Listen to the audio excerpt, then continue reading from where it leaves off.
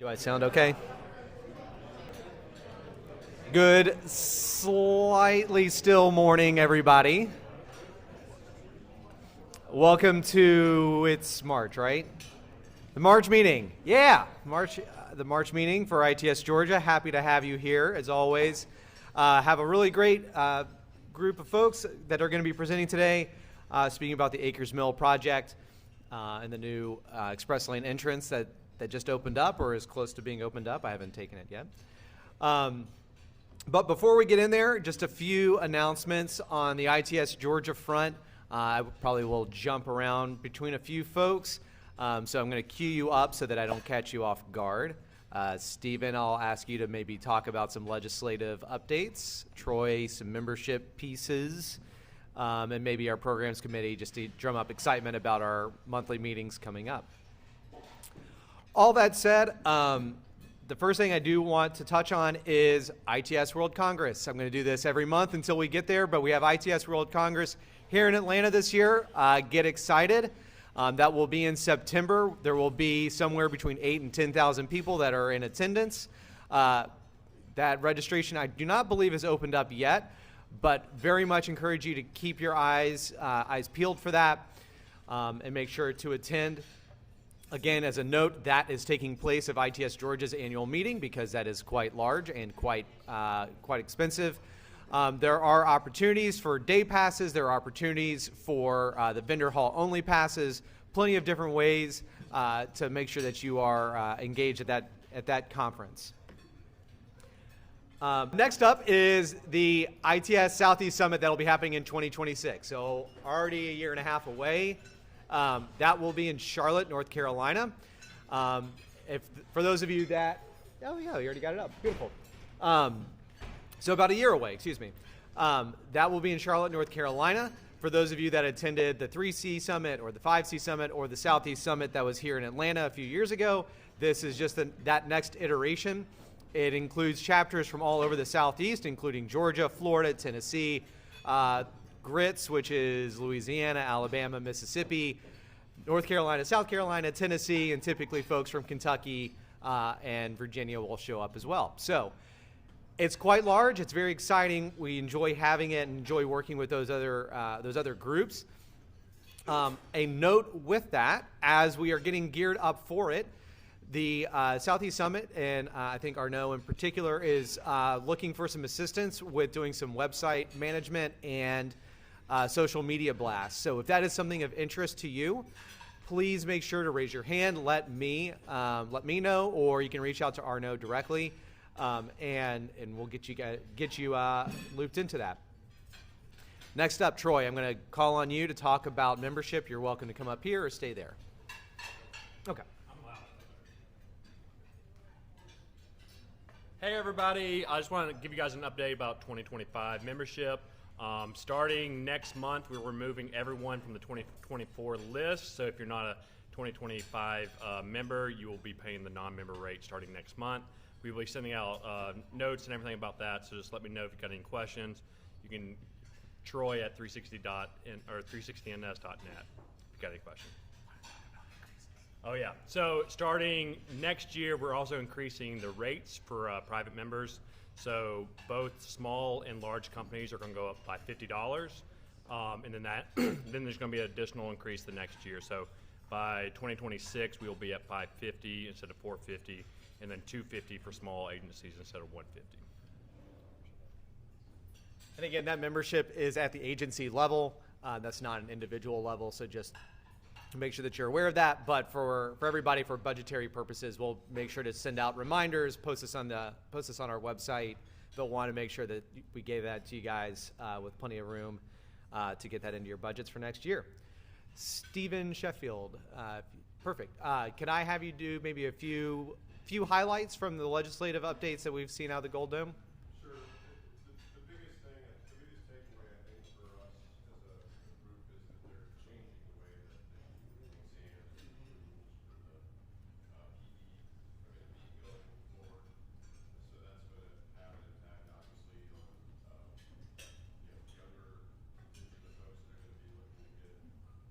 Their professional certifications. There's a great number of bills that are not going to be able to go through all of them because there's quite a list, but that's probably the biggest.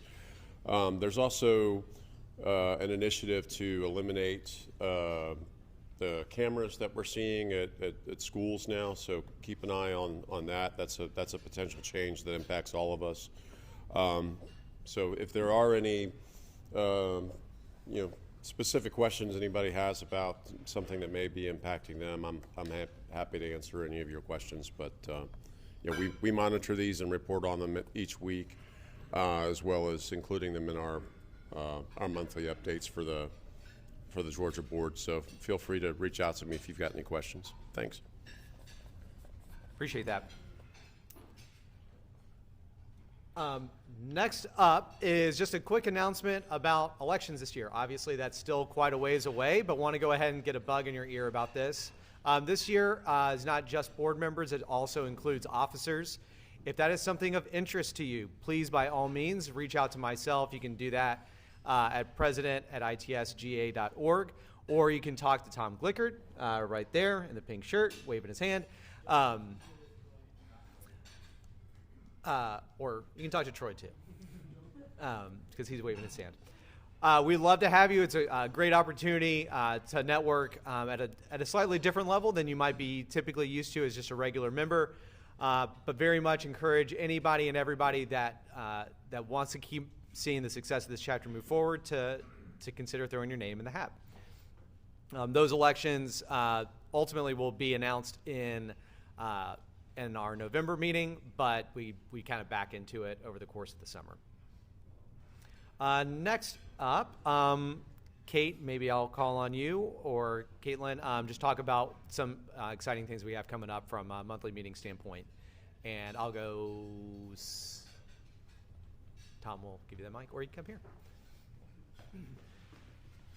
Next month we'll be at Monday Night Garage, and John Hibbard will be speaking on connected vehicles and some of the exciting things happening from the federal level down. 360NS will be our sponsor, and then in May we will be joint with ITE at the 1200 Peachtree, and we are City Springs. What's wrong? Gotcha. Kinley Horn's our sponsor. That's why I did that. To be determined on our speaker. So check out our website for registration. Appreciate it. And if you registration is live for our April meeting, we'll get an e-blast out as well, but you can go ahead and hop in there directly and register. Before I get to our sponsor, which is Temple, and I'll go ahead and cue you up if you want to go ahead and start making your way here, is just a quick announcement from Johns Creek that I believe they have a few open positions. So, yeah, if you want to come up real quick. Appreciate it. Thank you. And last up, want to thank our sponsor today, Temple. Again, we can't do these monthly meetings without the generosity of our sponsors.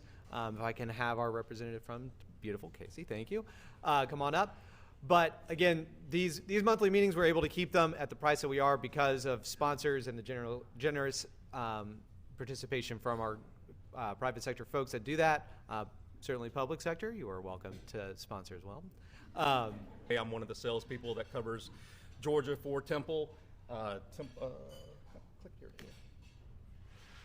We are very proud to be a part of the ITS Georgia again. And a little background on Temple, even though I know and recognize a lot of faces out there. Temple has been around for over 70 years now. Last year was our 70th anniversary. We've been doing business in Georgia for more than 40 years. I've only been with the company just under 2 years now. But we are a family-owned business. Temple is the family name. I know I got asked just a couple of days ago. I was wearing a Temple shirt. Did I go to Temple? No, it's the Temple family. It was very interesting when I first met my boss, and I met his then 9-year-old daughter. Someone told me, he's like, "Yeah, you'll be working for her in a few years." So that was an interesting change for me. We do have a sales and service-based team. I guess we're going to see how much I remember of this slideshow. Sales and service-based team here in the state. Our service team is based out of Gainesville, Georgia, and then there are 2 salespeople in the state covering it with another support staff at our home office in Decatur, Alabama. There we go. I did want to highlight a couple of our vendors today real quickly that are really relevant to the ITS crowd with a lot of the efforts that are going on statewide and region-wide. One of our partners is Applied Information, another Georgia-based company that are specialized in connectivity and communications for a few different core product lines like connected school beacons, signal controllers, emergency vehicle preemption, transit signal priority, and then connected vehicles through smartphone apps as well. Just to touch on these a little bit, because they do share some common infrastructure and background on them, the idea behind Applied Information's devices for all of these sectors are ease of installation, remote monitoring, and alerts and alarms, make it easy for people to stay on top of their equipment remotely without having to spend truck rolls and time and gas and effort and wasted time trying to track down what the problems are. In one source, their Glance platform, you'll be able to look at diagnostic information, scheduling information, program information.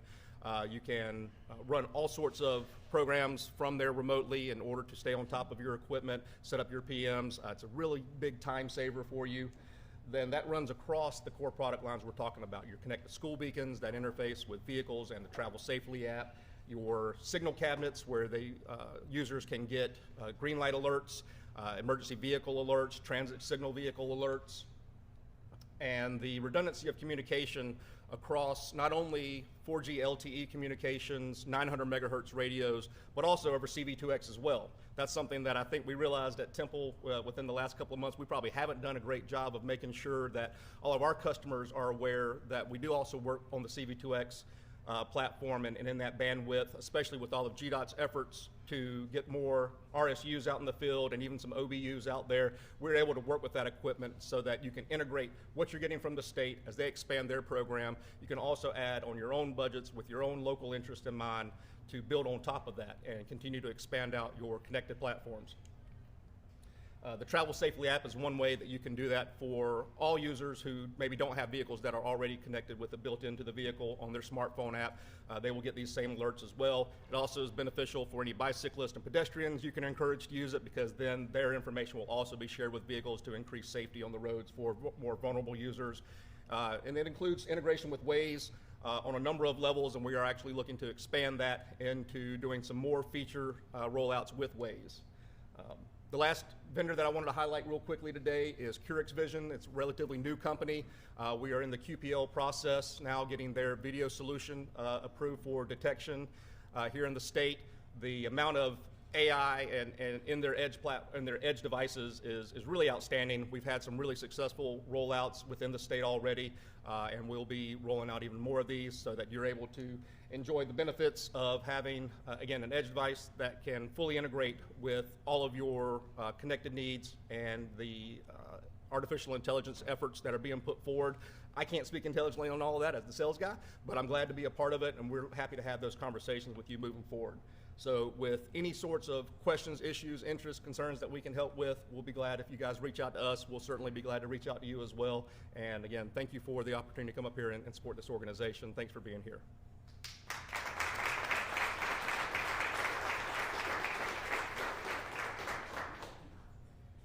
Thank you again to Temple. And with that, let me go ahead and bring up Mary, who will introduce our speakers for today.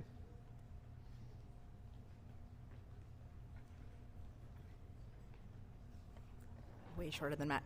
Thanks, Matt, for that. I'm going to introduce our two speakers today, and they're going to be speaking about the Akers Mill project, which is just around the corner if you want to check it out after this event. So our first speaker is Christina Berry.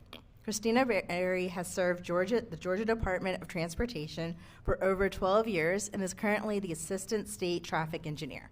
She manages Georgia's active traffic management components for Georgia's freeways, including TMC operations and the ITS infrastructure. Christina previously served as the District 6 Traffic Engineer in Northwest Georgia. She also graduated from Georgia Tech and received a bachelor's and master's in civil engineering. Christina is a licensed professional engineer in the state of Georgia. Our next speaker is Chris Gallien, is the Traffic Operations ITS team lead and project engineer with HNTB. He earned his bachelor's degree from Louisiana State University and master's degree from Kennesaw State University, both in civil engineering. Chris has over 7 years of professional experience with backgrounds in traffic operations, traffic studies, analysis and modeling, ITS, and safety. His primary focus at HNTB is supporting clients as a project manager. Chris is a licensed professional engineer in the state of Georgia. And with that, let's give a warm welcome to Christina and Chris.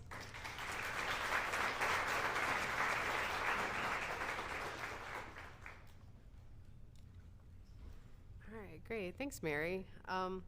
So as Mary said, my name's Christina Berry, and I'll be presenting today alongside Chris Gallien on the Akers Mill Lane Express project. We'll go through our role on the project and how we were able to successfully support opening the ramp to traffic earlier this year. We also have some GDOT 511 and some HNTB trinkets for some interactive questions. So you guys want to make sure that you're paying attention because we'll be asking those throughout the presentation. All right, so there are 4 main takeaways that we'd really like everybody to leave this presentation with, some important aspects of this project. The first one is that collaboration is key.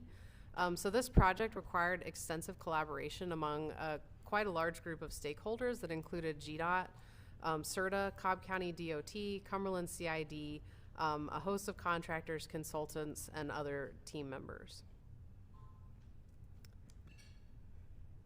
The second takeaway is that there is no such thing as over-communicating. We met extensively with the project team to make sure that our milestones were on track. And then we also established working groups with several SMEs and leaders, and we'll talk about those working groups a little bit later. Chris will talk on those. Number 3 is test often and test always. With this being a reversible system, extensive testing throughout the project was critical. Including individual device testing and full-scale end-to-end testing. And then our last point is be flexible. So as with all projects, things come up that require being flexible. I will note that, we were opening this project in January, and there's definitely some challenges that come along with that you can't control, like the weather and different things like that. And so you do have to be ready to, pivot or have a backup plan if something isn't quite going the way that you expected. So we'll talk about these takeaways and how they affected us in the subsequent slides. So before jumping into Akers Mill, we'd like to provide just a brief history on the Northwest Corridor. So the Northwest Corridor opened in 2018, and it went at that time from Windy Ridge Parkway along I-75 to Hickory Grove, and then also along I-575 from 75 to Sixes Road. The facility included 2 express lanes on I-75 between I-285 and then I-575, and then at the I-75-575 split, 1 lane continues both on 75 and on I-575. And although the Northwest Corridor provided an alternative paid access route along the north side of Atlanta, there was no connection to the Cumberland CID. And the Cumberland CID is an important major commercial activity centers. It's one of the largest employment centers in the state, and it's also home to major entertainment venues, the Braves and different mixed-use area in Cumberland Mall. And so it was seen as an important connection to make that connection with the Northwest Corridor and the Cumberland CID. So ARC, the Cumberland CID, GDOT, CERTA, and others pulled funds together for the Akers Mill project, which started in October of 2021. The project was completed as a design bid build project through the Office of Program Delivery, and GDOT District 7 led the charge of overseeing the construction. I'd really like to give a shout out to Paul Denard and his team, and to Brittany McCullough, the Area 2 engineer. They did a fantastic job of seeing this project through construction. So in this slide, we just want to provide a little bit more information on Georgia's reversible express lane system, which are toll lanes where the direction of traffic can be flipped to help manage congestion and increase capacity. As you probably all know, we have both the Northwest Corridor as reversible express lanes, and then we also have the South managed lanes on 75. So while the direction of travel is set based on peak commuting hours, the direction can also be changed if needed to assist with different major events, incidents, or hurricane evacuations, just to ensure that the lanes are flowing in the direction with the greatest travel demand. So the lane reversals are performed by hero operators in the field as well as TMC operators at the TMC. So the hero operators, they sweep the lanes to make sure that there's no disabled motorists in the lane or no debris that's gonna impact the operations. And then they also verify messages and symbols and that the gates open, and they can even open the gates and change the messages manually in the field if they need to, if there's some sort of issue. And then the TMC operators work at the TMC. They use a system referred to as RACS, which stands for Roadside Access Control System, to actually support the reversals. And then we also have a backup system, which is known as Chameleon. All right, so now we're on to our first pop quiz. So some of you should not answer this question because I know that you know the answer. But our first question is, how long does it take to reverse the Northwest Corridor?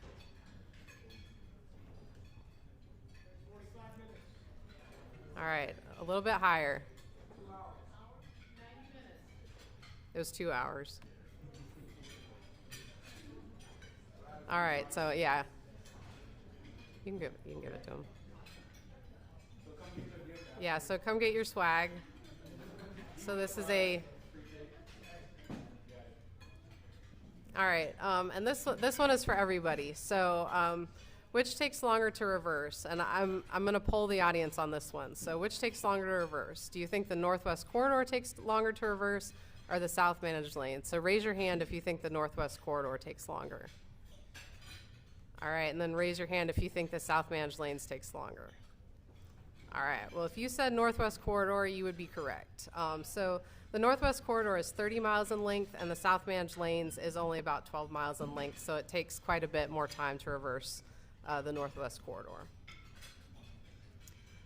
So now that we've provided some background of how the Akers Mill project came about and how the reversible system works, we'll now go over the go-live approach.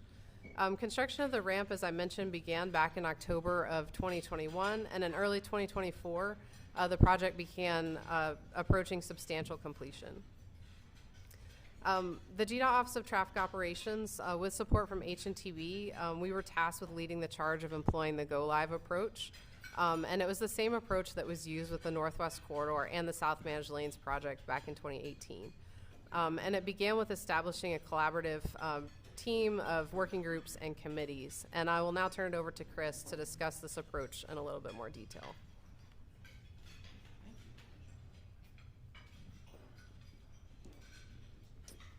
All right, good afternoon, everybody. Like they said in the intro, that was me. I'm Chris Gallien. I'm a traffic operations engineer. And I had the privilege of supporting Christina in the Office of Traffic Operations with this exciting project. And like she said, the Go Live approach was really centered around establishing a dream team. And so before I really get into it, there's a handful of people in this room that was a part of that dream team. And don't be shy. I want you to stand up, raise your hand, something. I see some folks from AECOM back there. I see Alex Estrada and his team. Maybe you can raise your hand if you was involved with the Akers Mill project. So appreciate y'all. It was a very collaborative approach. So as far as the dream team that we kind of show here, we had a steering committee. We had a regional partners and communications working group. We had a construction working group. We had an ITS signals and tolling working group, and we had an IT and systems working group. So the steering committee was really like the project leaders. So you had, like Christina mentioned, you had people like Paul Denard, the District 7 engineer, Brittany McCullough, the area engineer, and others who were from CERTA and other leaders in the project that came together. And if decisions needed to be made, if critical steps needed to be worked through, we would use that meeting for that. And then we had a lot of collaboration, like Christina mentioned, with Cumberland CID, with CERTA, Cobb County DOT. It was, again, just a really collaborative approach. So we met with the regional partners as well. And then we met with the construction team. So C.W. Matthews was the general contractor, and they were supported by BB&H, by several others involved with the project. And so we met with them on a bi-weekly basis. And then we met with Alex Estrada and his team on the ITS side. Again, with this being a reversible system, there was a lot of critical infrastructure and devices that needed to be tested, that needed to be worked through, so we had collaborative meetings with that group as well. And then we met with the IT and systems team. I'm not a software engineer, so I'm gonna be careful with software engineering terms, but we did meet with them to ensure that the express lane software systems were up to date and that they had the new express lane, the Akers Mill express lane access point included in the system.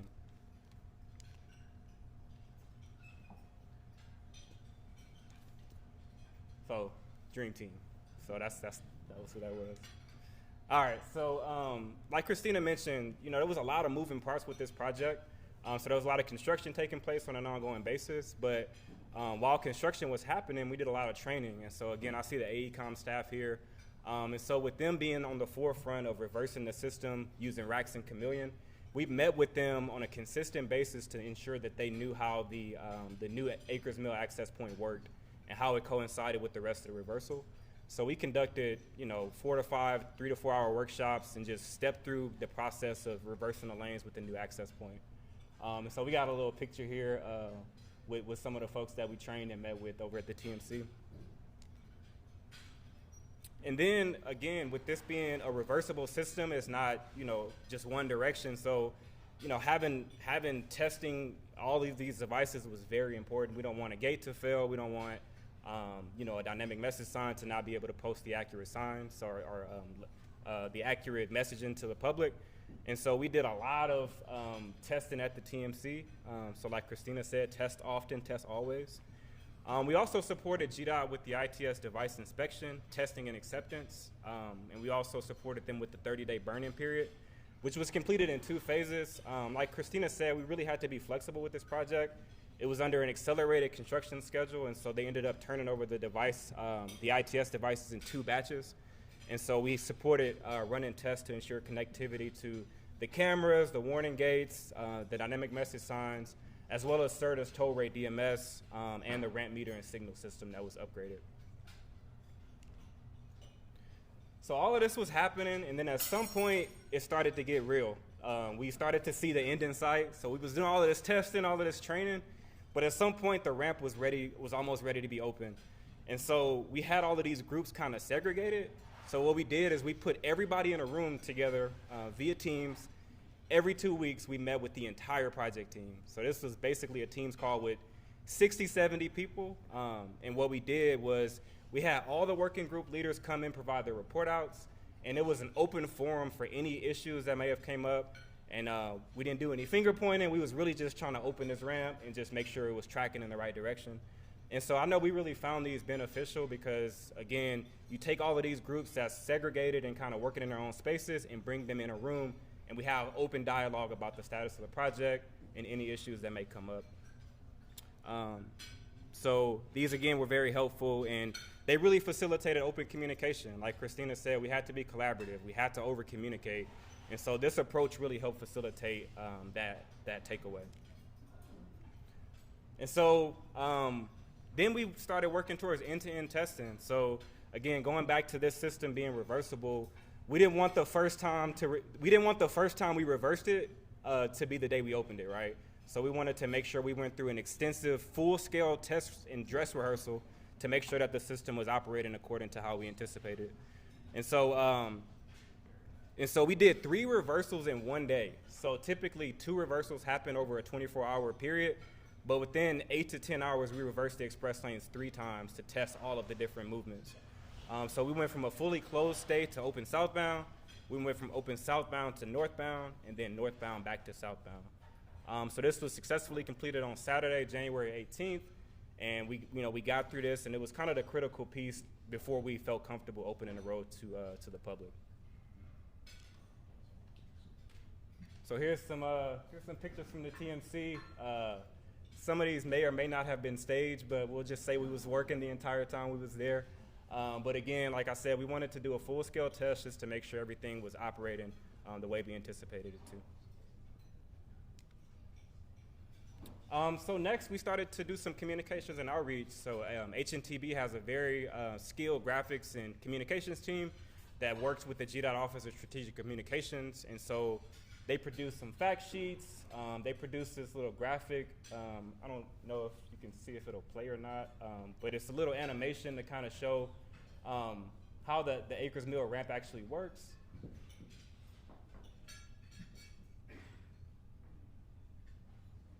but I'll just keep moving if it's not popping up. But again, we wanted the public to be well aware of the project before we opened it, so we produced some fact sheets, some executive summaries, and some FAQs as well. So here's just a couple more screen captures of some of the documentation that we produced and sent out to the public. And then Cumberland CID did a ribbon cutting ceremony, and it just happened to be on the day that it snowed, so I couldn't make it, which I still haven't got over that quite.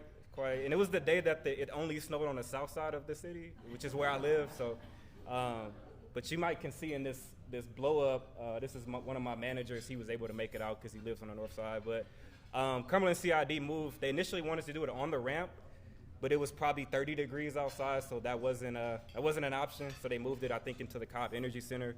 And I think Christina was able to make that one and a few others.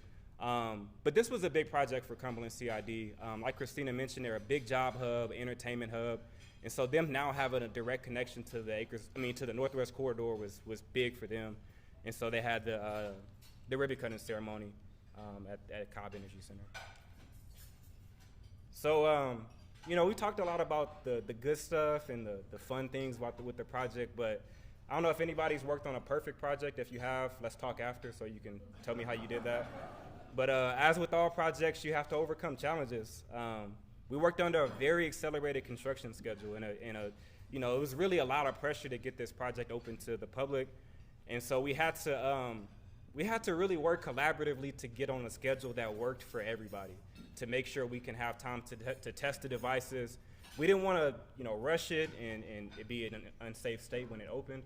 So we really had to work with all of the project leaders and stakeholders to get to a schedule that was safe, but it was also efficient at the same time. So we did work through that. We overcame that challenge, and we opened the road, like I said, in January. I think Matt said he didn't know if it was open. The ramp is open, so it opened on January 24th.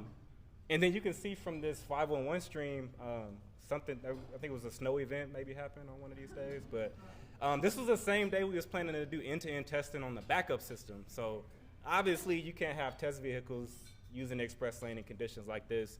So we had to actually test the backup system after opening the traffic. So again, we had to be flexible. I don't know if anybody can control the weather. If you can, again, let's talk after the meeting and we can figure out how you do that. So we had to work around inclement weather and some schedule challenges as well. So instead of saying it's a wrap, we said it's a ramp. I don't know, see if that's funny or not, but dad jokes. But so we opened the ramp on January 24th, and so you can see it was, everybody at the TMC. That's the back of Alex's head right there. You can see him in the front. You got Mark Demidovich, who's he works at HNTB now, but is a 30-year GDOT vet that was instrumental in the project, as well as Taylor Glakis, my supervisor, but he was also a huge part of the project. He had a lot of background knowledge from his career at CERTA and, all the work that he's done at HNTB. So we got everybody at the TMC, and we were supporting the ramp opening. And we actually made the news, and so we was watching the video wall, and we just saw like a random SUV pull up to the ramp, and so we didn't know who it was. And then we all got a news alert like 5 minutes later, reporting live at Akers Mill. And so the project that we did made the news, and they even showed the little animation that we created on the news report as well. So it was a pretty exciting day, and everything worked exactly how we anticipated it would work. So that was really exciting. There was no hiccups, and there was, of course, we've had to work through things since the project's open, but the day that it opened, everything seemed to operate well. So I want to stop and ask a quiz question. And I got some HNTB trinkets. It's not quite as nice as Christina's prize, but you can get a few of them if you like. So I want to see who can guess the color and the make of the first vehicle that used the express lane system at Akers Mill. And if you was at the TMC, you cannot answer this question the day that it opened. And I'll give two options for the color because the video might not be super clear. But who wants to guess the color of the vehicle? Red. No, sir. White. No. Black. And I'll give points for another answer adjacent to black. Gray. Yep. So it's like a really dark gray, but the video might not be clear. So y'all both get prizes. All right, so we got the color. What kind of car was it? Tesla. You got it. You got it. So it was a really dark gray, almost black Tesla that used Akers Mill for the first time. And we was like, as soon as it opened, we was just like anxious to see who would use it first. So that was really neat. I don't know if the video will play or not, but I recorded a video of the first car that used the express lane at Akers Mill.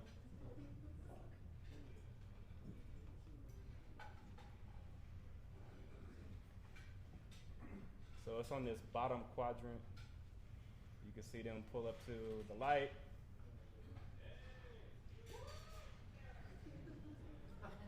We was really excited about this car making a left turn.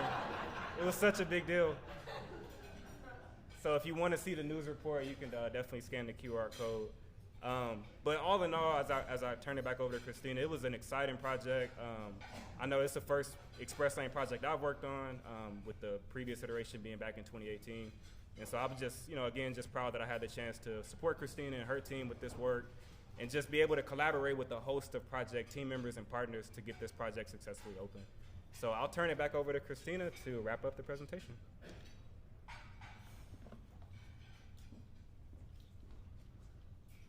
All right, cool. Thanks, Chris. So what you saw in the previous slide was us at the TMC, the operators using racks to open the express lanes, communicating with Hero. But we really felt like, we'd had that experience, but we were really missing a big piece of that because Hero is a huge piece of making these express lanes work smoothly every day.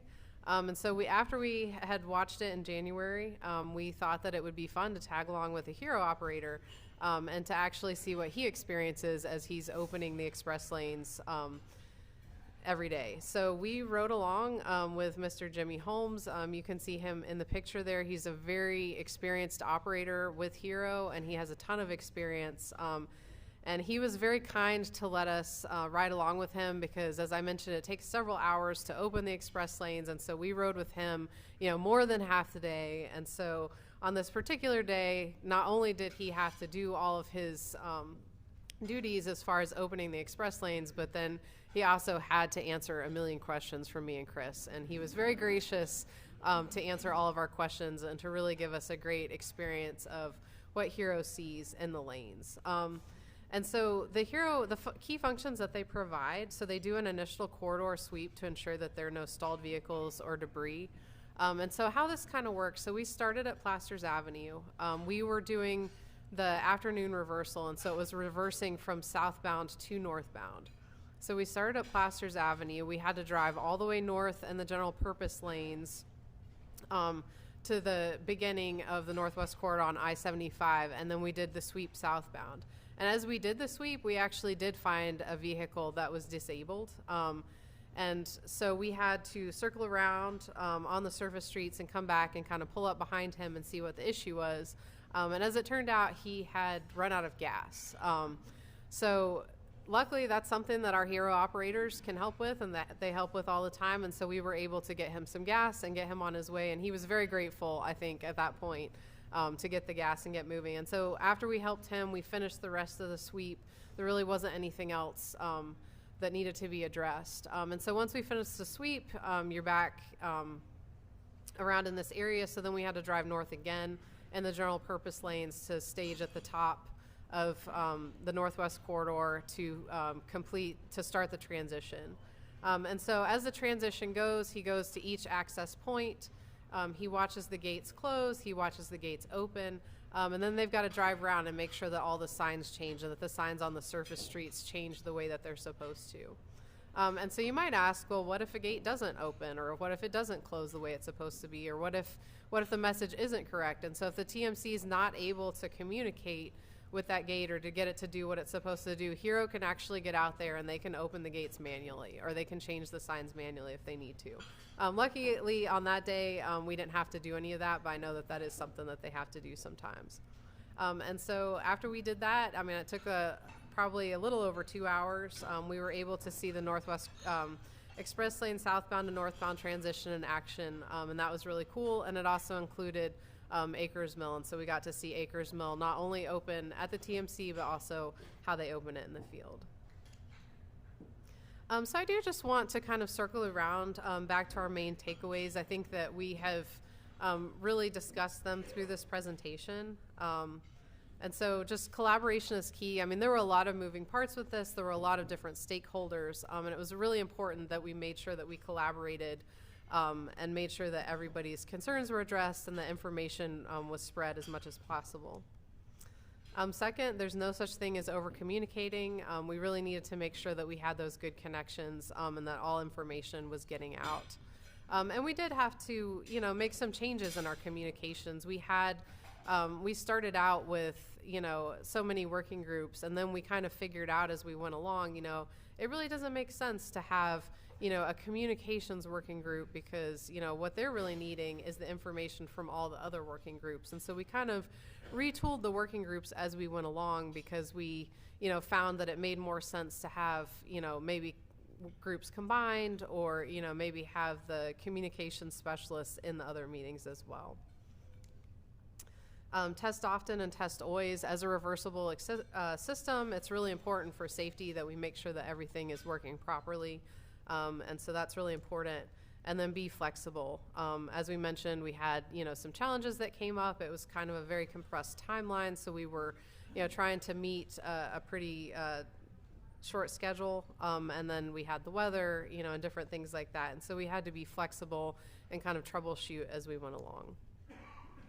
And this shows a drone shot of the completed ramp and a capture of Chris and myself working at the TMC during opening day.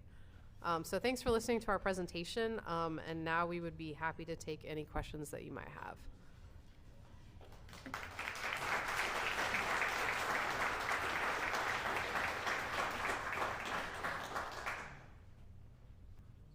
Great presentation. Quick question for you. Curious when the northbound HOV lane is going to reopen that is adjacent to the ramp. Yeah, I can speak to that. So the project reached substantial completion in terms of being able to open to the public, but they're still doing final paving. So I think January to like April is not paving months because of the weather. And so they're gonna do final paving in April, May timeframe, and then that's whenever that'll open back up. Awesome, appreciate it. We get that question a lot, so. Other questions?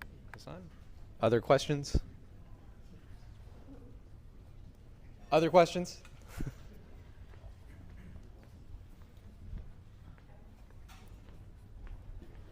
Just like kind of get into it. Oh, can you guys hear me? Hey, what's your opinion or experience with that ramp meter at the bottom of the ramp there when you're coming off Akers Mill? Because I noticed it's real far down the ramp. And the first time I drove through it with somebody, I wasn't driving, but they just blew right through it. Didn't have time to stop. And I know it's positioned because of the way traffic probably merges further up. Is that correct? Yeah, so that's a question that we've gotten as well. It was a design decision that was made in design that they needed to mitigate. So they decided to add the ramp meter, but we are looking into that ramp meter and how necessary it is for all times of the day. Because for most of our ramp meters, we don't have them on 24/7, but that one, since it's opened, has been on 24/7, and so we're currently evaluating the need for that and trying to look at maybe we don't need it during all times of the day.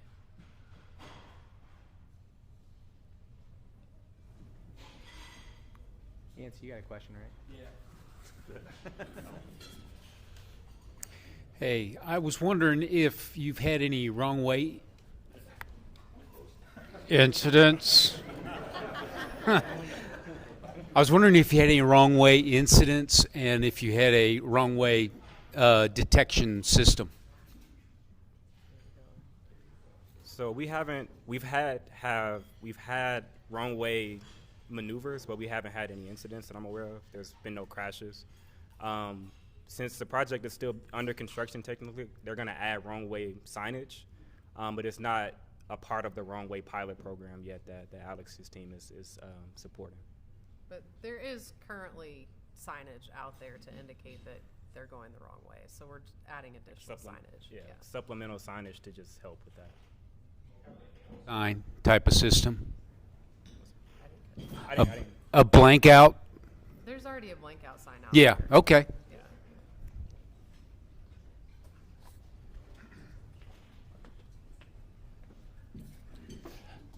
Hey, I've got a question regarding the, is there anything in place to help drivers be aware that, you know, it's like a left-hand exit and driver expectation issues with that?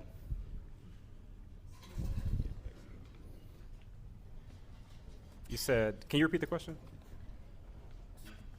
So it's a left-hand exit, so it's kind of a driver expectation issue, and I didn't know if there's any like signage or pavement marking, you know, that may be in place. Like Howell Mill is a good example. I think they put in like an interstate shield and all that on the pavement. Has there been anything done or, you know, any plan to do that on this one? Yeah, I'm not aware of anything beyond, you know, just normal MUTCD markings out there. I think it is a little different than Howell Mill because Howell Mill's not an express lane. But I mean, that's definitely something that we'll monitor if there's, you know, issues or complaints with that.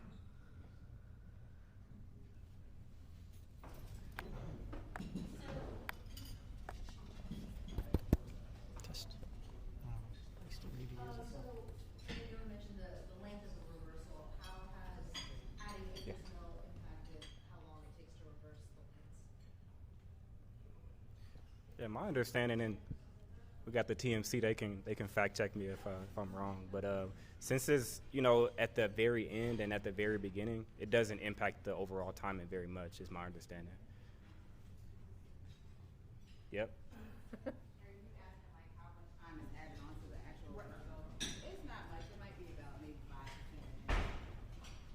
So it's not much, maybe 5 to 10 minutes.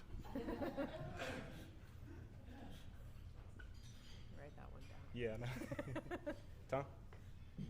Christina, you mentioned the ride-along with the hero during the reversal. Does it work now? Not really, but okay. we need it for that. People. All right. You mentioned the hero unit when they're riding through on the reversal process. Thinking forward, you've got projects for 400 and others. Is there conversations about what you'll need to do for the hero operators to increase numbers to handle that expansion?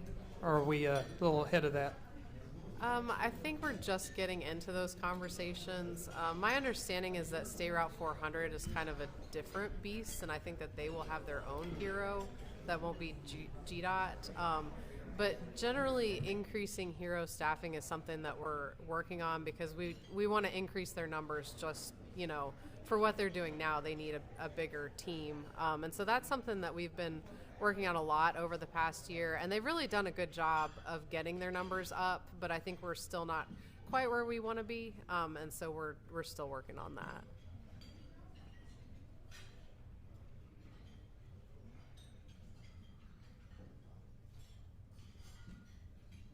All right, well, seeing no more hands coming up, I think we can go ahead and give our speakers a big thank you.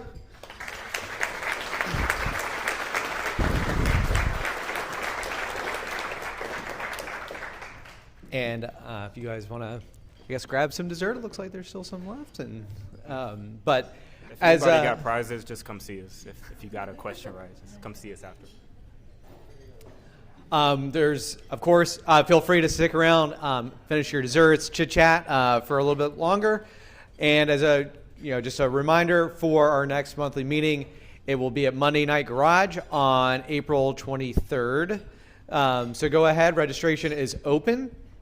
Look forward to seeing you there, where we are going to be hearing from John Hibbert about connected vehicles. So with that, thank you all, and see you next month.